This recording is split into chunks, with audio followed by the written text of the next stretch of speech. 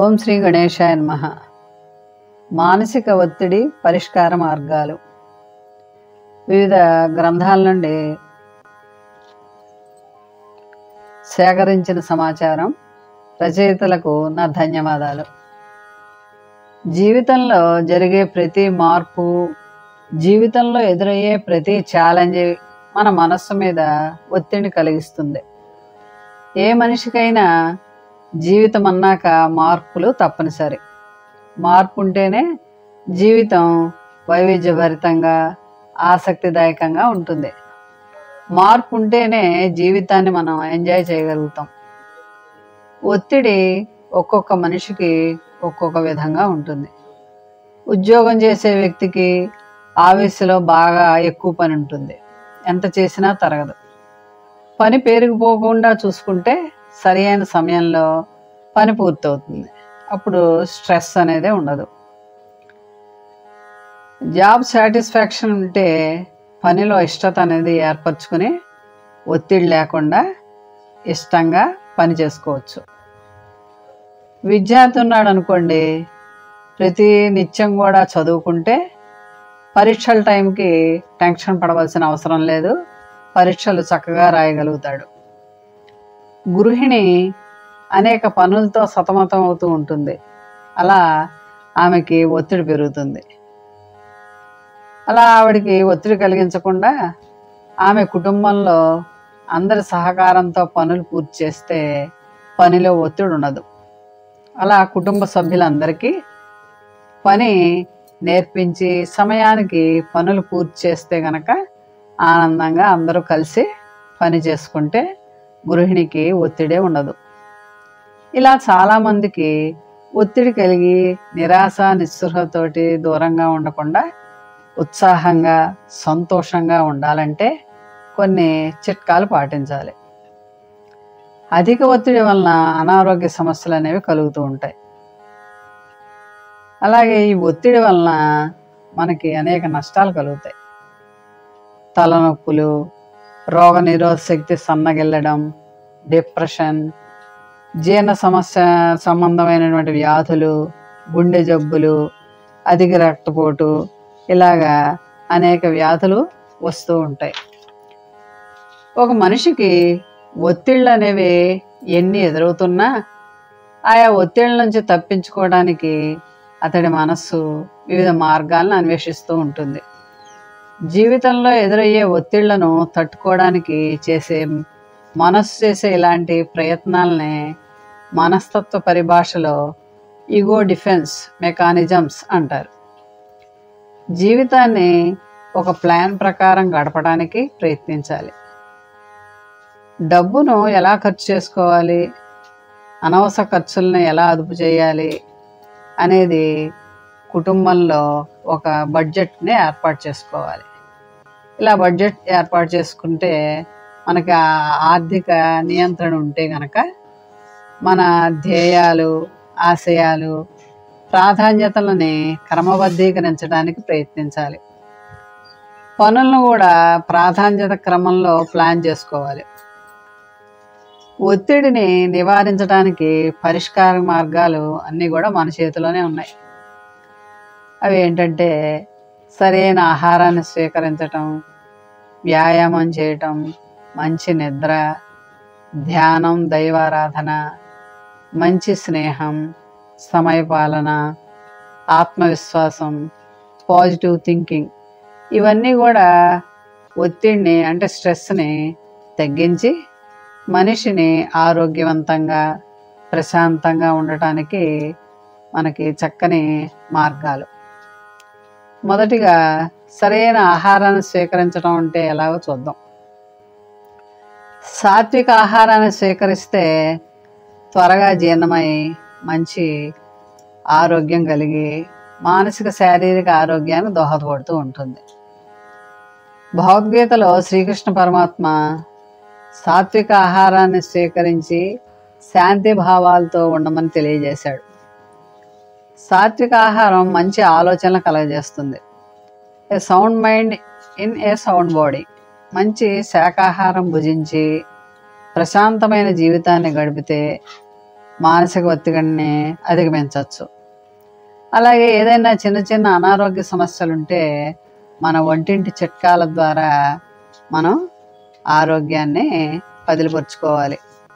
అంతేగాని అనేక మందుల్ని ఎక్కువగా వాడకూడదు.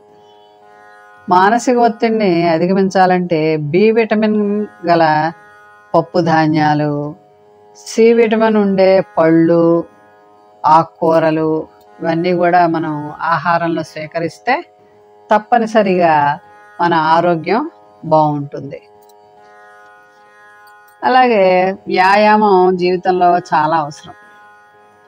వారానికి కనీసం 4-5 రోజులైనా సరే వ్యాయామాన్ని చేసి ఆరోగ్యాన్ని మెరుగుపరుచుకోవాలి. మరి కొండలు అన్నీ ఎత్తి చేయవలసిన అవసరం ఏం లేదు, కానీ చిన్న చిన్న ఎక్సర్సైజులు, ఉదయం నడక, ఇలా మన పని మనం చేసుకుంటే కనుక అది వ్యాయామం మనకి ఎంతో ఆరోగ్యానికి దోహదపడుతుంది. అలాగే మంచి నిద్ర మనిషికి చాలా అవసరం. శారీరక శ్రమ చేసేవారికి నిద్ర చక్కగా పడుతుంది. మనకు తెలియకుండానే శరీరం విశ్రాంతి తీసుకుంటుంది. నిద్రించే సమయంలో ఏ విధమైన ఆలోచనలు లేకుండా 11 సార్లు శివనామ స్మరణతో నిద్రిస్తే చక్కని నిద్ర పడుతుంది. చక్కని నిద్ర మంచి ఆరోగ్యాన్ని ఇస్తుంది. తర్వాత ప్రతి వ్యక్తి కూడా తెల్లవారినే లేచి చక్కటి అర్చన చేసుకుని భగవంతుని ధ్యానం చేయాలి. ధ్యానం చేయడం వలన మనసులోని బాధలు, చిక్కులు, చిరాకులు అన్నీ కూడా తొలగిపోతాయి. దైవ ధ్యానం చేసుకుంటూ ఉండాలి. దీపారాధన చేసిన తర్వాత ప్రతి వ్యక్తి ధ్యానం చేయాలి. ఈ ధ్యానం చేయడం వలన మనసు ప్రశాంతంగా ఉంటుంది. ధ్యానం మనస్సుని, శరీరాన్ని శాంతపరుస్తుంది. శరీరానికి పుష్కలంగా ప్రాణశక్తిని అందిస్తుంది. మనస్సు నిర్మలంగా ఉంచుకుంటే దేహారోగ్యం బాగుంటుంది. కనీసం రోజు 30 నిమిషాల సమయం ధ్యానాన్ని కేటాయించుకుని ఆ ధ్యానం చేసుకుంటే రక్తంలోని కొలెస్ట్రాల్ తగ్గుతుంది, రోగ నిరోధక శక్తి పెరుగుతుంది, కోపాన్ని జయించవచ్చు, మనసు ప్రశాంతతని పొందుతుంది. ప్రతి వ్యక్తి కూడా ధ్యానం తప్పనిసరిగా చేయాలి. అలాగే మంచి స్నేహితులు మనకి మన స్ట్రెస్ని తగ్గించడానికి ఎంతో దోహదం చేస్తూ ఉంటారు.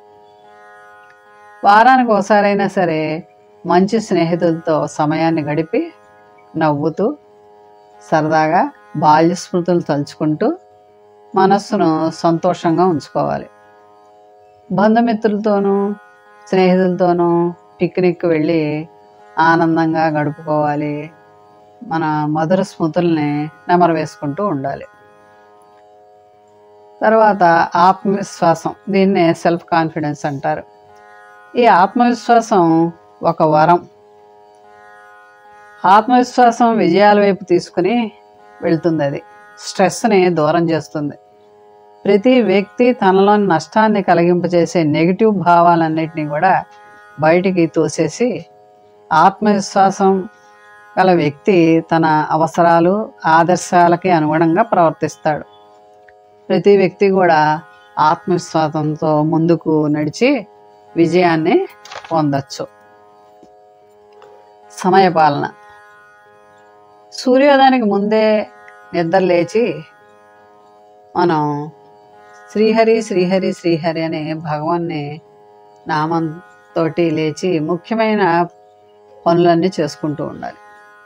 అలాగే ముఖ్యమైన పని మీద బయటికి వెళ్ళేటప్పుడు అరగంట ముందుగానే బయలుదేరాలి.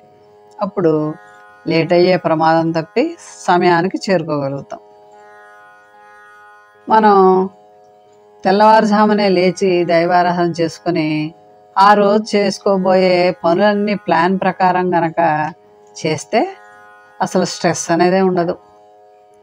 సమయానికి లేవటం, సమయానికి నిద్రపోవటం చాలా ఆరోగ్యాన్ని ఇస్తుంది. కాబట్టి సమయపాలన జీవితంలో చాలా అవసరం. తర్వాత పాజిటివ్ థింకింగ్. ప్రతి వ్యక్తికి పాజిటివ్ థింకింగ్ ఉండాలి. మన పెద్దలు అంటూ ఉంటారు, ఏది జరిగినా అంతా మన మంచిగా జరిగింది అలా అనుకోమని అంటూ ఉంటారు.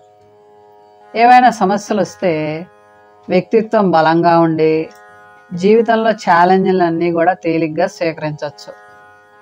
ప్రతి సమస్యకి పాజిటివ్ నెగిటివ్ అంశాలు రెండూ ఉంటాయి.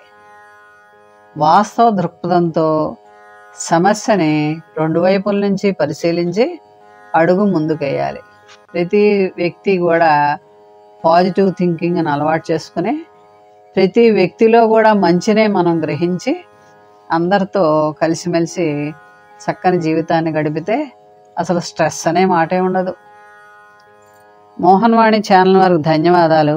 వినండి, వినిపించండి, వింటూనే ఉండండి. ఇంతవరకు మన ఛానల్కి ఎవరైనా సబ్స్క్రైబ్ చేసుకోకపోతే ఇప్పుడే ఈ క్షణమే సబ్స్క్రైబ్ చేసుకుని ఆ పక్క నుండి బెల్ బటన్ మ్రోగించి మమ్మల్ని ప్రోత్సహిస్తారని మనస్ఫూర్తిగా కోరుకుంటూ, సర్వే జనా సుఖినో భవంతు, లోకా సమస్త సుఖినో భవంతు.